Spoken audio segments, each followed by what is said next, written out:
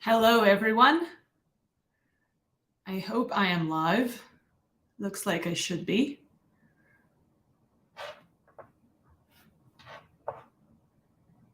Okay. Hi, guys. How's it going? If you are here and if you're tuning in, say hi in the comments.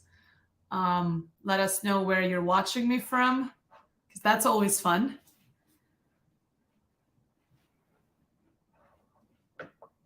And also let me know if you can hear and see me well. Always a good idea to do a sound check, never hurts. Hello, everyone.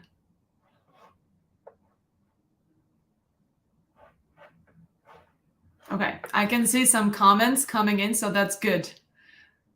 Yeah, just to let you know, guys, I might see your comments with a bit of a delay, but still, it's good stuff. Awesome. Thank you for joining, everyone, and I'm really happy to be here. I'm aiming to do these live streams on a weekly basis, and so far, this is my third one in a row. I always do them on Wednesdays, but this week it just so happened that I had to move it to Thursday. But anyways, I'm here and you are here. So that's awesome. Thank you for joining. Feel free to introduce yourselves in the comments because, by the way, you can network with other people who are watching this. Don't miss this opportunity. What if you meet some like-minded people and you have stuff to talk about? Because at least all of you are interested in LinkedIn as an instrument for your career growth and career success. And I personally think that it's awesome. So we're going to be LinkedIn nerds here, which is cool. For those of you who don't know me, my name is Anna, and I'm a career coach and LinkedIn trainer. And one of the big passions of mine, well, I have a few, but one of the biggest is sure LinkedIn. And I've used LinkedIn as the main instrument for my own career development and for the work that I do. And literally every single professional opportunity that I've had in the past 5 years or maybe more has come to me through LinkedIn somehow. So I've definitely spent a lot of hours studying the ins and outs of LinkedIn.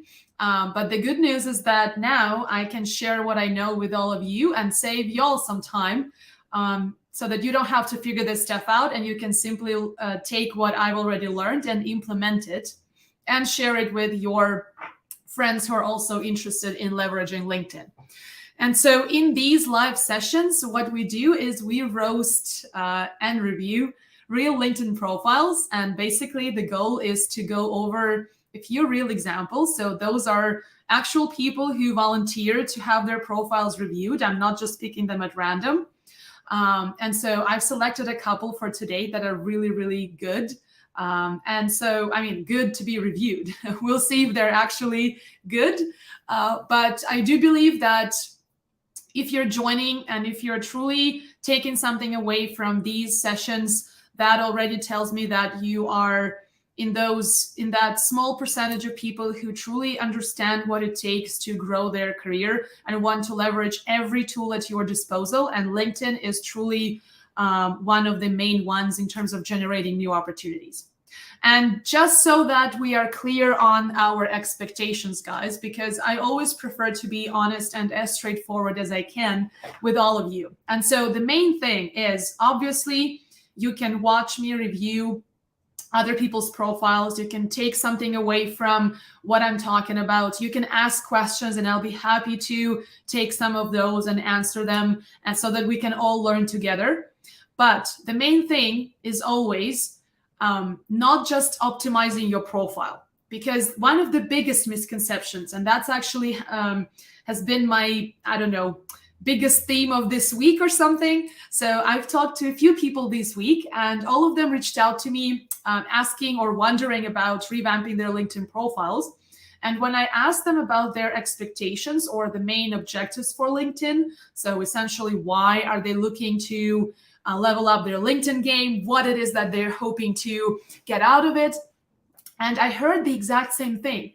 I've heard people say, I'm tired of reaching out to people and not having enough responses. I want people to find me. And that's why I want an optimized LinkedIn profile that has all the relevant keywords and all the relevant information that sells me, so that I don't have to reach out to people and they will reach out to me.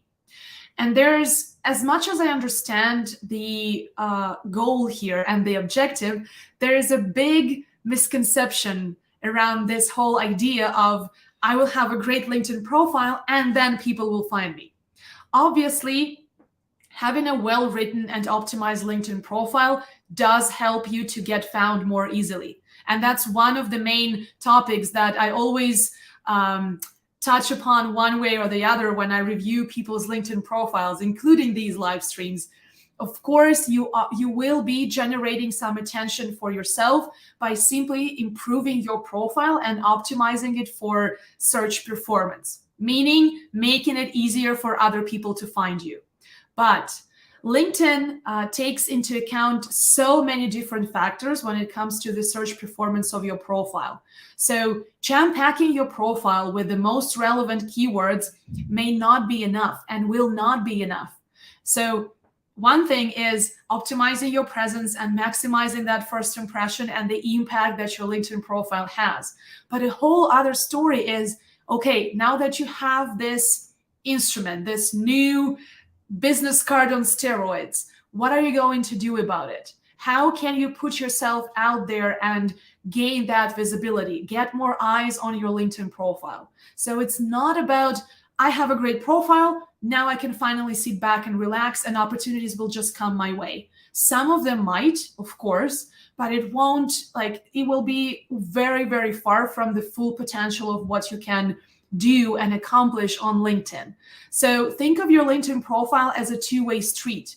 Of course, you do want people, you want to make it as easy and convenient as possible for other people to find you and to get curious about what it is that you have to offer. But at the same time, this is also your instrument for outreach. So when you're reaching out to other people and you want to connect with them and you want to get their attention. So you want them to say yes. You want them to get interested.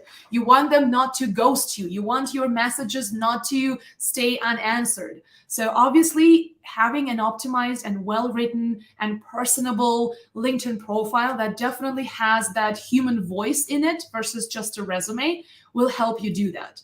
But it's very important that you understand that it's a two-way street. So it's never like, oh, I'm going to have the most magical LinkedIn profile and then everything will just fall into place. That is not going to happen. And so it always, it's an instrument, but it's also about your strategy. What do you do with that instrument afterwards? What's your strategy on LinkedIn? Why are you on LinkedIn? What do you want to get out of it? And once you understand that, and once you start step by step in baby steps, putting yourself out there more and understanding the LinkedIn algorithm, how it works, what can you do, how can you leverage your newsfeed and all those different things, that's when you truly start to understand everything and get a feeling of everything LinkedIn has to offer. So that's a very important point. Okay, looks like we have some, we have such different locations. That's amazing. Even South Africa. Wow, you guys, that's incredible. Feel free to introduce yourself in the comments if you're just tuning in. Like I said, this could be an opportunity to connect with some like-minded people in your industry, outside of your industry.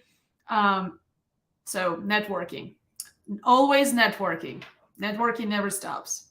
Okay, in the meantime, I'm going to pull up our first profile for today. And if you have any questions about LinkedIn, please feel free to type them in the comments and I'll be taking them after I'm done reviewing the first profile. Hopefully we can do a couple of these this time. Okay. Let's see what we have here.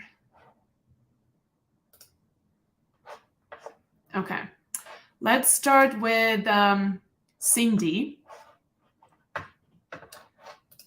Okay, so Obviously, I will also comment on the things that I do like and I believe are making a great impression. But we will spend more time talking about things that deserve some improvement. So please, be mindful of the fact that I will be commenting more on the things that can be improved versus the things that may not necessarily need improvement at this point. But obviously, my view of the situation might be limited because this is the first time I'm opening these profiles.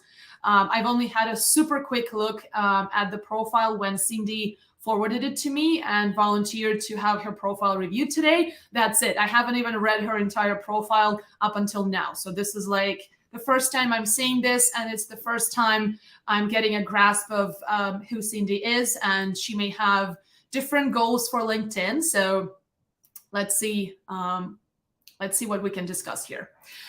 So first things first, let's talk about the visual impact.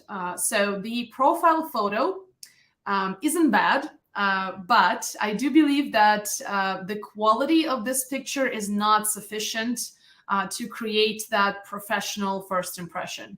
So the idea is good, and the general look is there, but I do believe, Cindy, that if you're watching, I do believe that you could step up your profile photo game simply by switching the format of how you're taking a picture of yourself. You don't have to, if you don't want to, you don't have to hire a professional to do that. I mean, of course, if you wanted to, that's another way to go. But these days we have smartphones that can do so much, and the pictures that we have are really more than sufficient in quality to publish on your LinkedIn profile. So what you want to have on your profile headshot, you want to have a little bit of personality so that people get a feeling of who you are. And obviously, the more welcoming and friendly and open your impression is, the better. Again, these are very small details, but visual impact is big. We're not going to deny that. So Cindy, if you wanted to try a slightly different angle, maybe have better lighting on your face and slightly less distracting background, I do believe that that would elevate your profile quite a bit. So having a little bit more light on your face and have the background either blurred or simply brighter in general would give your profile a much more professional look. I like that Cindy went with a personalized background image or the banner at the top. So this guy right here. But at the same time, okay, there's learning and development leader. So there's some context around that. I mean, this is like a super subjective perception. I personally am not a fan of like very obvious stock images, like the table with a laptop with some plants and a coffee or whatever that is. Everybody has it these days. So I feel like by now it's already a little bit overused. So even if you went for something more minimalistic or less busy, I personally would think that that would be a better way to go. But obviously, we're talking about visual stuff and especially the banner. So that is something that is very subjective and definitely depends on your personal preference. Whereas the profile picture, of course, needs to have a certain it needs to make a certain impression, and not just because we think that that's the right thing to do, but because it's one of the ways how you can show who you are to people who don't know you yet. And the purpose of having a LinkedIn profile is to connect with other people. Otherwise, why are we spending all this time talking about how to talk about yourself on LinkedIn? Okay, so let's look at the headline. What I like here is that Cindy has quite a bit of detail in terms of giving us already some ideas around her background and what she specializes in. So there's a very clear goal in mind and the type of role that Cindy either already has had or wants to have at the moment. I will scroll down to experience in a minute and find that out. But for now, I like that there's a combination of keywords and slogan type value proposition. So value proposition, if you want to put it in simpler words, essentially is about how you can add value to other people. And you simply put it into a very short and clear slogan. And by slogan, I mean literally these type of phrase that you can include in your headline. You don't have to. You could simply have some keywords and some job titles and industry names and other relevant keywords that are specific to your industry or to your profession.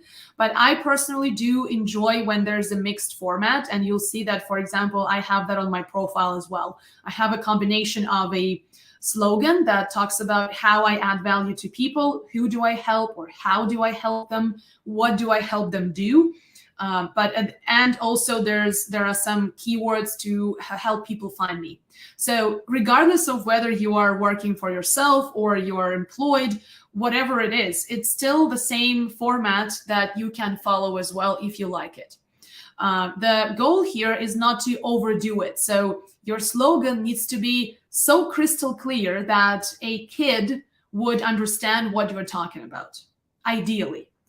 Sometimes you would use some elevated language. So, I mean, learning and development may not be necessarily something that is super clear to a kid, but still in the world of learning and development, and probably this is what Cindy is targeting at this point, there's nothing wrong with using that keyword combination. At the same time, if you're going for the combination of keywords and a slogan, and you can make your slogan as straightforward and simple and eloquent as possible, that would be ideal. And obviously that takes some practice. So, your LinkedIn profile, and that's the other thing, like so many times people think that, oh, okay, so I wrote this on my profile, now I cannot touch it for another year until I switch jobs or something. That is so not the case. Your LinkedIn profile can change and adapt together with you, and you can always constantly be searching for better and improved and more eloquent or more concise or more targeted and more specific ways how you can deliver that message. And the message being how you can help other people, what you bring to the table, what your key selling points are, and all that stuff. At the same time, we can see that there's a focus on SaaS and startups, so that's pretty cool. And there's a little bit of a personal touch with focusing on closing gaps. I mean, this may not be super clear to everyone who is reading this, but if you come from the industry and you understand the context of what Cindy is trying to say, you'd get it. So generally speaking, I would say that this is pretty good. So it gives us a summary of the target, right? So we are talking about a senior leader or a leader in learning and development. We're talking about a focus on SaaS or startup environments. And there's definitely some additional context around what Cindy can do, how she can deliver. And sometimes Cindy might have some better ideas how to phrase that. So everyone can experiment and see what works best on your LinkedIn profile. But I do believe that if you don't have the relevant keywords, that would be more challenging, because you do want to optimize your headline for search results. And what I mean by that is your headline is a very important section of your profile that not only creates that first impression, so even before people click on your profile, when they are searching for somebody, so let's say they type in learning and development professional or learning and development, and they just scroll through different profiles. So before they even click on your profile, they can already see the beginning of your headline. So that's how important it is in terms of that's the first section of your profile that people see after your first and last name. At the same time, behind the scenes, the algorithm is always looking for the relevant keywords in your profile to show it to the people who are looking for you. And there are many different factors that affect that, but your headline is definitely one of the most important sections. So you do want to put very strategic keywords in here to make sure that you're helping yourself versus, damaging your chances of actually being found. And Cindy has a pretty sizable network, which is, I guess, really cool. And we have quite a few common connections. So Cindy has her open to work visible to everyone, not just recruiters. So if you don't quite know what I'm talking about this green banner that appears on your profile picture. And that banner appears there because of this setting right here. So basically you can set this parameter as open to work, and you can show it to everybody on LinkedIn or just recruiters. And here you can see all the different titles that Cindy finds interesting and would be willing to consider for her next career opportunity.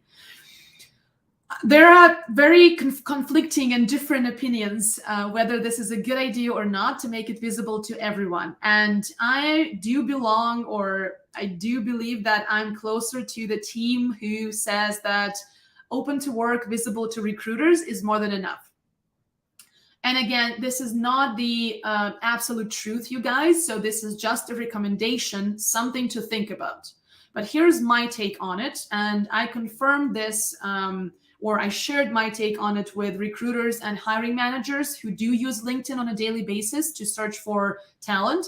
And they confirmed my initial feeling about this. But again, I'm not going to say that this is a universal truth. So what I think about open to work is that when you make it visible to everyone, so any person on LinkedIn can see that you're open to work. Think about it. Does it actually increase your chances of them wanting to like hire you, or well, before hire you, wanting to, let's say, set up an interview or check out your resume and would ask you for your resume? So the beautiful thing, if we do a reality check, is this. People are attracted to your experience, your background as a professional, how well you sell yourself and what you have to offer, what value you can add to their business potentially. And they don't care if you're employed or not. If they want you on their team and they are interested and they're curious, they are going to reach out to you regardless. And that is why in the world of recruitment, and you can ask some recruiters about this, again, not an absolute truth, but a pretty common situation. So recruiters are sometimes more interested in the candidates who are already employed and getting them to switch companies versus candidates who are unemployed and looking for opportunities. On average. So I'm not saying that this always happens. There is no such thing as something happens all the time. Of course, it depends on a lot of different things. But ultimately, if you have the best possible profile out there and you are currently unemployed and you're looking for opportunities, but you're selling your experience, you're marketing your skill set, you're well positioned, there's a clear target in mind, so your profile is very targeted, it's not a little bit of everything, then I'm not saying that the fact that you're employed is going to stop people from reaching out to you. Not saying that. But the opposite, let's consider the opposite situation. So you have an amazing profile, but you are currently employed. Does it mean that people are like, oh no, but Cindy is working, so I'm not going to ask her? Like, that's not the case. So truly, there is no huge difference here. And I know that there might be some arguments in favor of saying that if you're open to work and you make it visible to everyone, then LinkedIn is going to promote you to more people. I've done some testing and I haven't found any evidence of that actually being the case. Simply because there are so many other factors that affect your search performance. I mean, even your location does. So if Cindy is further from me, and I'm in Calgary, Canada, by the way, and I'm looking for learning and development professionals, and I don't filter them by location. So for example, I simply want to see everyone that LinkedIn would show me, then the first profiles I'm going to see would be located closer to me or would have some shared connections with me. Before I even get to Cindy's profile, if we're talking about searching for Cindy like organically. So I personally believe that having open to work visible to everyone is not a requirement and is not adding a ton of value. So you can set that visible to recruiters, and that would mean that only people using LinkedIn Recruiter which is like LinkedIn Premium, but not LinkedIn Premium for job seekers, but LinkedIn Recruiter. Because recruiters have some additional features on there that you and I don't have because we don't pay for LinkedIn Recruiter. So they would still see that you're open to work. So if they ever had a doubt whether you would be interested in considering another opportunity, they would already get the idea from that. You don't really need to make it visible to everyone. But again, a matter of personal preference. And some people would argue that you should put open to work visible to everyone. And I'm just sharing my take on this. So feel free to take what works for you and disregard what doesn't. Okay, so let's look at Cindy's About section. It looks like a pretty much copy-pasted summary from her resume, with the exception of, I mean, there's like a little bit of a first-person narrative happening here. But other than that, yeah, pretty much a summary from a resume. So one thing I'm going to say about this is that your LinkedIn profile is not your resume. It's different. It's something that it offers you a lot more room for storytelling, a lot more room for creativity, and a lot more room for different styles of writing. I'm not suggesting that you should put a poem in your About section, but at the same time, you have an opportunity to tell your story and to tell what energizes you in the type of work you do, how you drive that value. And you can do that from the first person and make it personable, make it sound like I'm actually talking to you. Any viewer of your profile has that opportunity to feel like they are being told a story versus they are being fed this super formatted and strict and dry paragraph about, what you bring to the table. I'm not saying that it's necessarily like if you have that paragraph, this is the death of your LinkedIn profile, but you have your resume for that. So use your About section to your advantage and elaborate on the things that are included in your resume summary. Usually, I like to do it in like the following order. So you start with who you are, then you talk a little bit about what you do, then you talk about how you do it or how you add value, and you talk about what makes you different. So what differentiates you from your competition.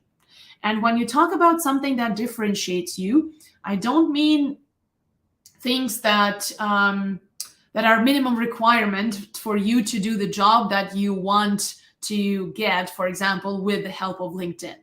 When I'm talking about what differentiates you, I actually mean things that go beyond just the minimum requirements for the job. So imagine if you have 10 other, in this case, learning and development leaders, so Cindy's colleagues, who have similar background, a relatively similar number of years of experience. So a lot of things could be similar, and they could have very similar functions. They had them in their previous jobs.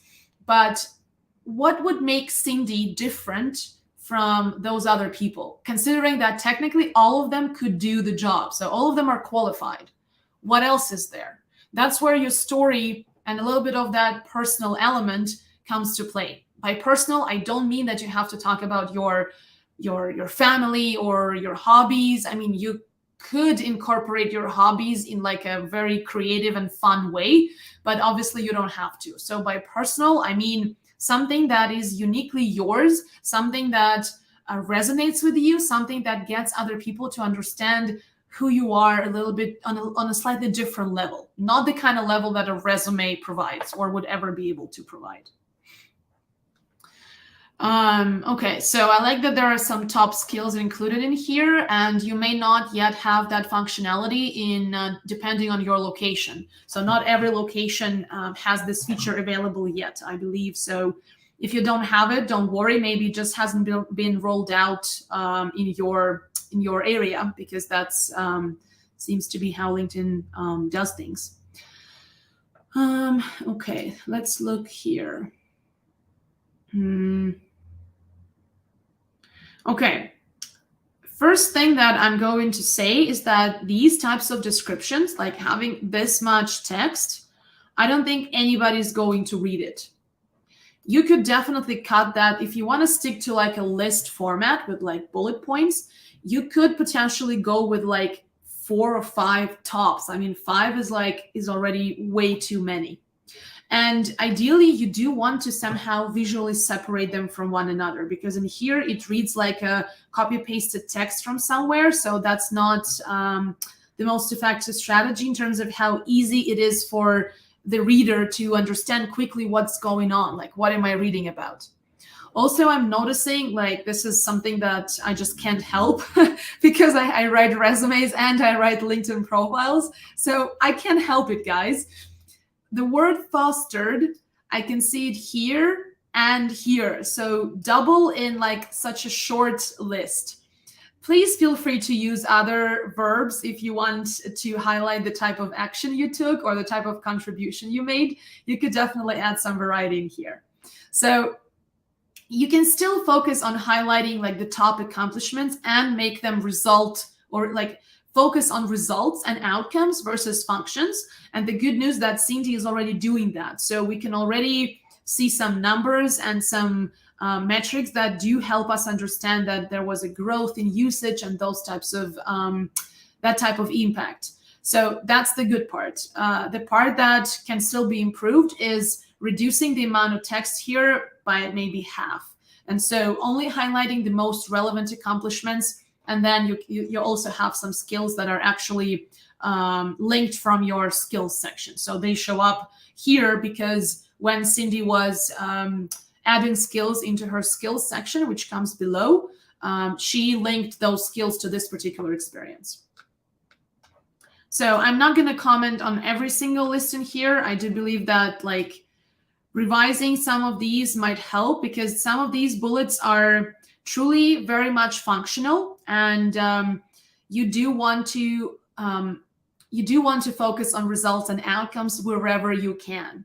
And oftentimes something that sounds like a very functional thing. So for example, evaluated candidate resumes against position requirements. Okay, everybody understands what that means. And ask yourself a very simple question. I evaluated those resumes. And what? So what? What happened? What kind of impact did that have? And I'm pretty sure that you can arrive to a whole chain of events that unfolded because of you doing the resume evaluation a certain way.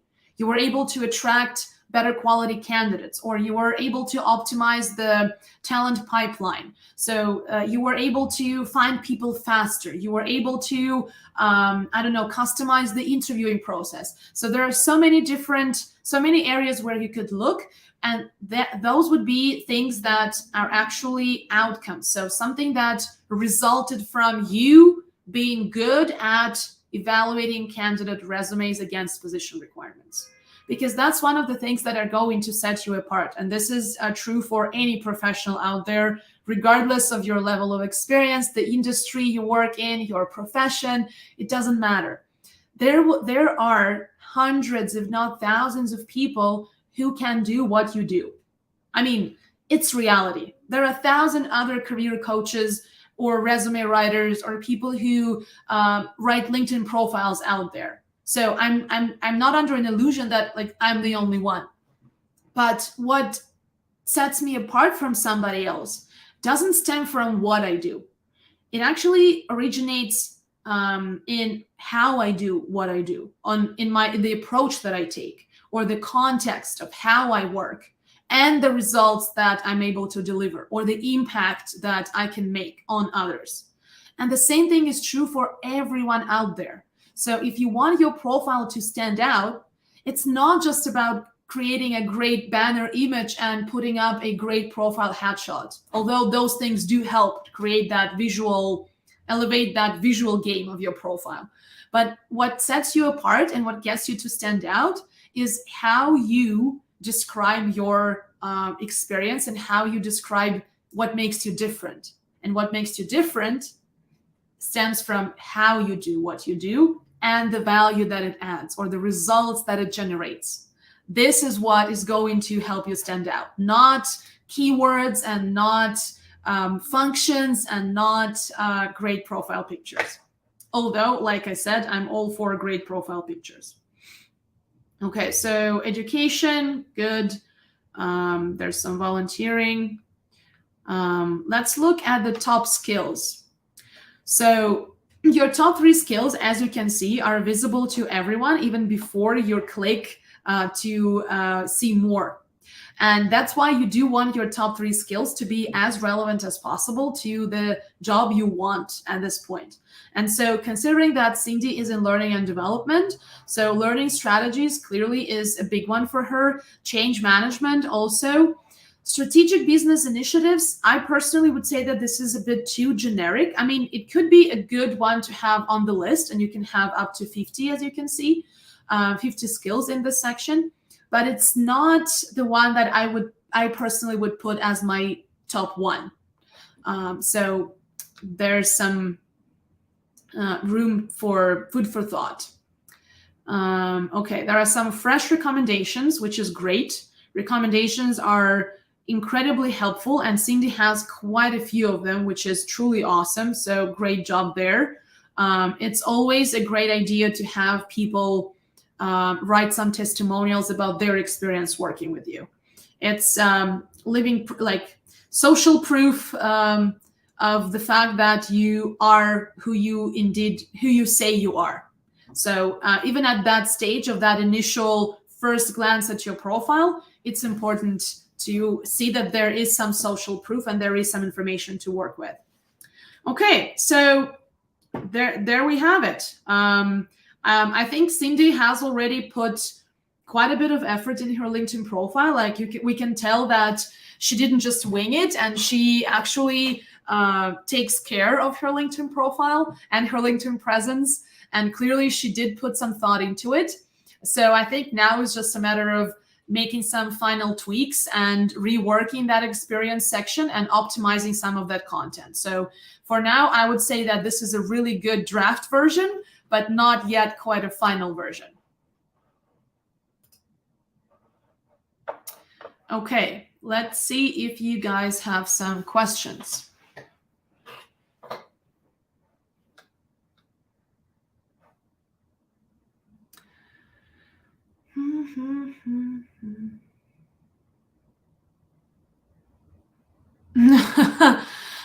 That's a great analogy by Yelena. It's like dating everyone wants you when you're taken. So this brings us back to the topic of open to work. And yes, the resemblance between dating and job searching is sometimes too much. So yeah, that's a great comment. Okay. There's a question from Nadia. Does adding jobs to certain skills in the skill section improve search? You know what, Nadia? I'm not sure. I've seen profiles that perform really well without it, and I've seen profiles that perform really well with it. So I personally don't have any real data. So not something that I read somewhere or a quote from the LinkedIn website, but something that I would actually test myself to tell you whether like that's the experience that I have. So for now, I can't tell you because I haven't tested that out enough. And from what it looks like, it may not be a huge difference, but I'm not saying that there is no difference.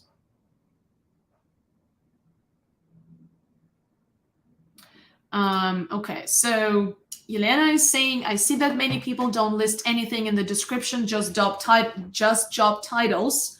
And there's a second comment, does that also work? What do you recommend? I personally think that you are missing out if you don't have any descriptions and you're only listing job titles. Job titles are good. Obviously, you need them there. And they are also important for the search performance of your profile. So how well and easily other people can find you on LinkedIn. But at the same time, if you don't have any description, then you're not selling your experience. You're simply describing it. So you're simply saying, this is what I did at this company. And sometimes it might be enough if, let's say, you're working at a company that is so well known and you're so you're in such profession that is so in demand and so hot right now that like recruiters are all over you all the time because there are like 10 people in the world who do what you do, then maybe. But for all for the rest of us, the mere mortals, we do need to be able to sell our experience. And a job title and company name don't do that. They don't. There are other people who have the same job title, who work maybe at a better company that is bigger, that is more well known, that is, I don't know, has more money, whatever. So it doesn't mean that you as a person are inferior to them. And that's why you need to sell your experience through those descriptions. You need to include some additional information for people to understand what can you actually do, because your job title, again, doesn't say how you add value. It doesn't say anything about the impact that you've had. There are people who've had maybe incredibly sounding job titles, but they were not able to be great leaders, or they were not able to generate impactful results. So if you have those results, why hide them off of your LinkedIn profile?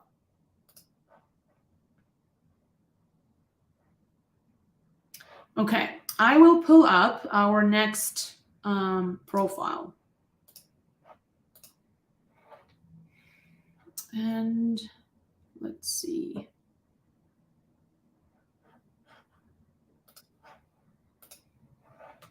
Sorry, there are some messages here. Okay, so Sonia King.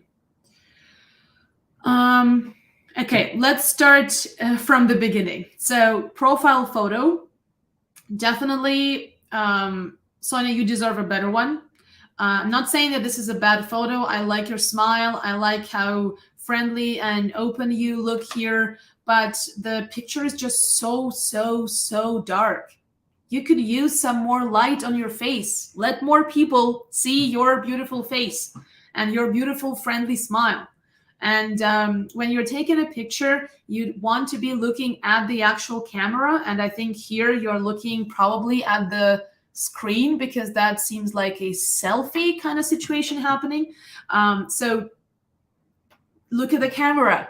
Even if you're taking the picture yourself, you can put a timer on your phone, and it would give you some time for prep, and then your phone would take the picture, and you wouldn't have to worry about pressing the button or looking at the screen. You would actually look at the camera.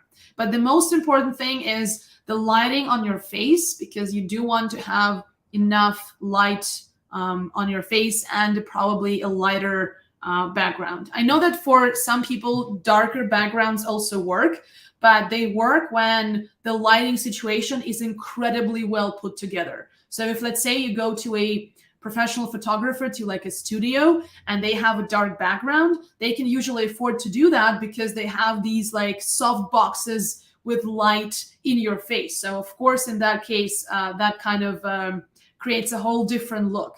But if you're taking a picture in like natural environment, which I don't mean that you're doing that in nature, but I hope you get my point. You need to have more light on your face, and your background cannot be super dark, because then the whole picture will look really dark.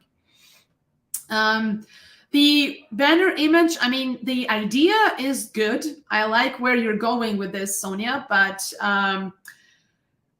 I personally, again, this is a very subjective comment, so please feel free to disregard that if you want. I personally think that word clouds are so overrated.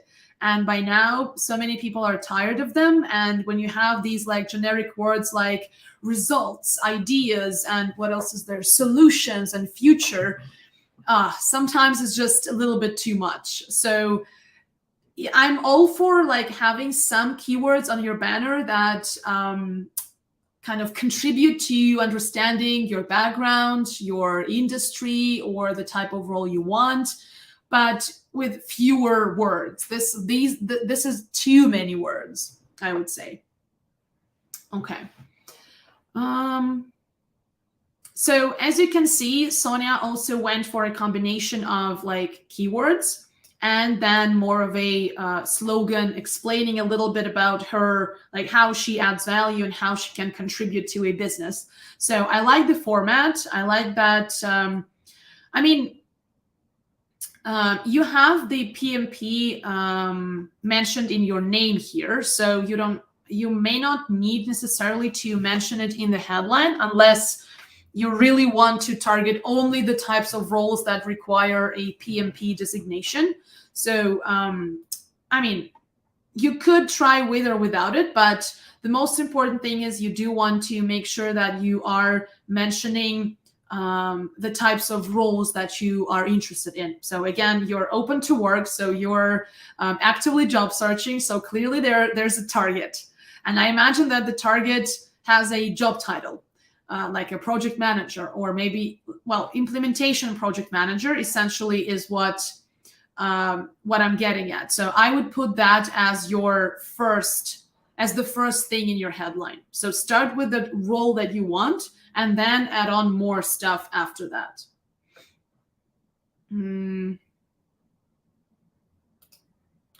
I mean, again, I like where you're going with this, with the headline, but it's a little bit too vague, like transforming cross-departmental initiatives, processes, and projects into successful implementations. Like, what kind of initiatives and what kind of processes and what kind of implementations? Like, there are so many questions. And ideally, if you're including a headline, you do want to make it quite specific so people understand what you're specialized in. And don't get me wrong, it doesn't mean that if you put a very specific, let's say, slogan in your headline, then that's all people are going to know about you. That may not be the case. But you do want to have, to give us more specific context around what it is that you're specialized in and what it is that you're looking for. I already commented on open to work, so I'm going to skip that. Okay. This is quite a lengthy about section. Okay, so here's the thing. If you do choose to include some areas of expertise or competencies or skills or something like that in the form of a list, you cannot have two very long lists. And I mean, in here, a lot of the things that you talk about are sort of those soft skills and, self-taught, aptitude, organized, critical thinker. Those are very important things. But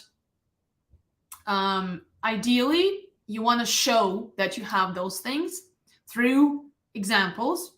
And examples in this case would be accomplishments, outcomes, results. They show that you have those skills way more clearly, and they speak way louder than the words organized or critical thinker. And you can still implement, like, through the wording of how you word those accomplishments. You could say by leveraging these types of skills if you wanted to. But at the same time, your results would speak way louder than words. So showcase results and how you add value versus lengthy lists.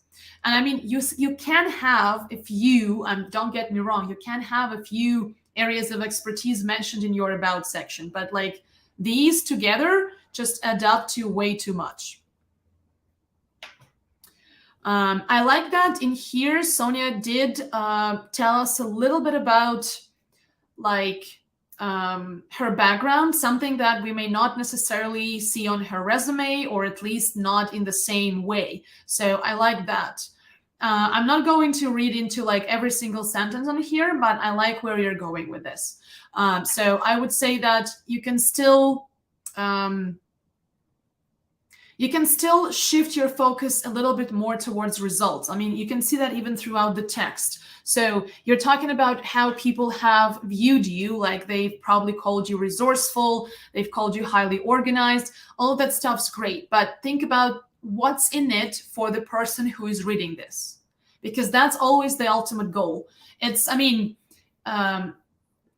same principle as like marketing. When you're marketing a product, you cannot only talk about how amazing the product is. I mean, you are talking about how amazing the product is, but you're only talking about it in the context of how that product brings value to the customer or makes their lives easier, better, funner, whatever. But that's what you want to think about. So in this case, you are the product, and you also need to think about what's in it for the customer. And your customer, your target audience, that's the companies that you want to work for, or recruiters and hiring managers. They are your target audience. So tell them what's in it for them. Okay. In the experience, so again, quite a few, like, again, initially you are going in the right direction, but the things that are mentioned on here are way more functional than result driven. So think about, like, okay, you manage the creation of user stories and acceptance criteria for all projects.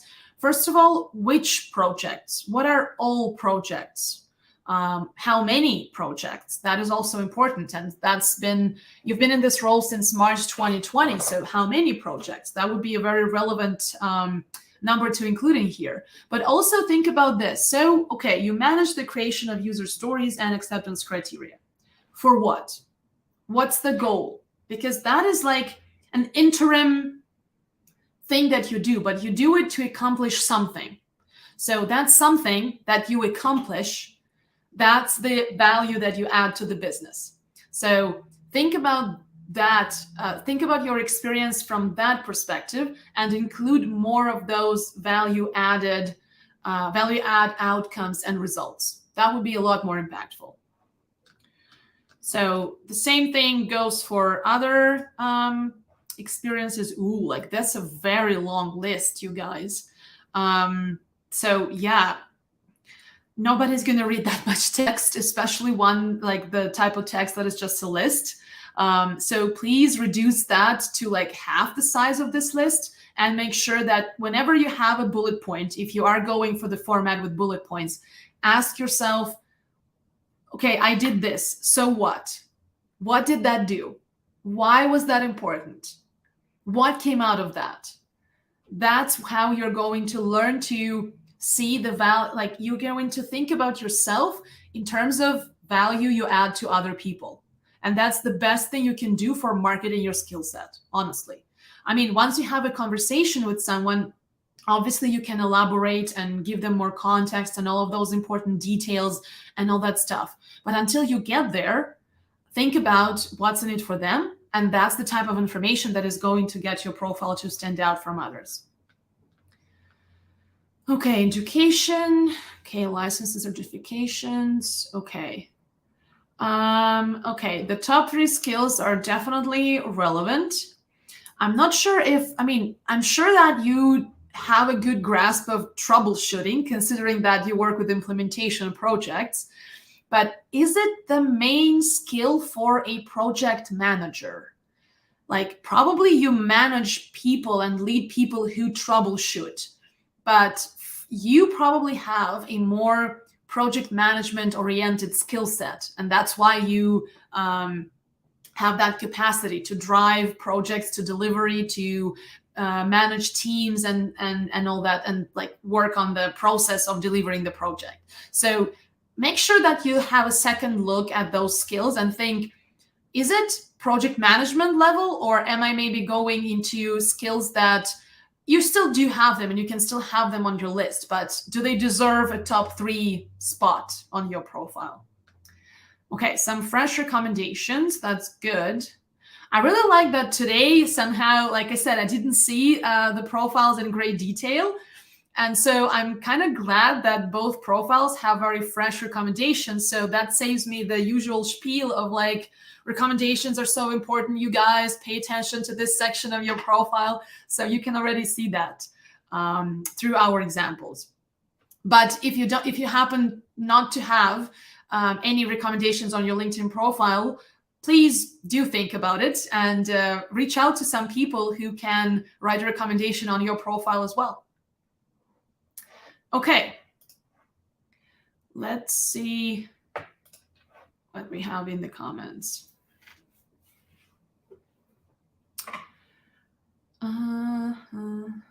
I can see that some people are also asking to have their profiles reviewed. Hopefully next time, you guys, if next time you want me to review your profile, then keep an eye out for a post where I'm going to be announcing the next live stream. And then when you see that post, you will see the instructions on what you need to do to have me review your profile. And it's very simple. You have to send me the link to your LinkedIn profile, and you also need to share the event with your network. So invite more people to join in. Okay.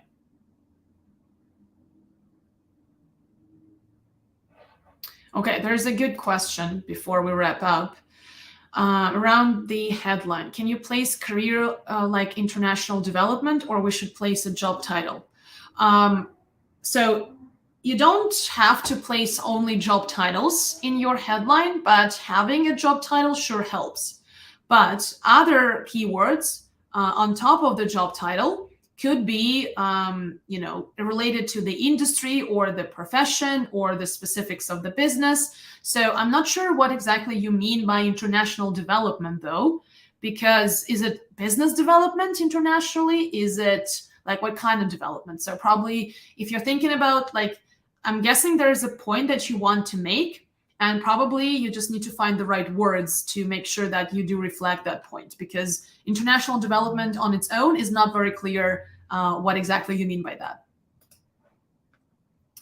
Okay, I think this is it for today, guys. So thank you for joining and for tuning in. If you enjoyed today's stream and you learned something, please feel free to share in the comments, share with your networks. I know that quite a few people, even if they missed the live, they come back to it later and then they watch the recording. So feel free to share it if you think that people in your network could benefit from this. I would also appreciate it. And I hope to see you again next week. It'll probably be Wednesday, but I can't promise yet. I'll try to find a day to be more regular. But it might happen that I might choose a different day of the week. But anyways, I'll see you next week. Have a great rest of your day.